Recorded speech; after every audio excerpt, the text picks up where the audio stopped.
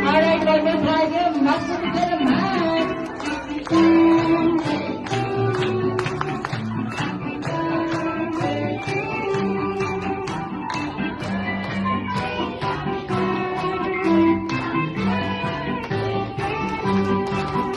Alright, sabay-sabay po tayong natin sa malamang na happy birthday, Nanay Emmy.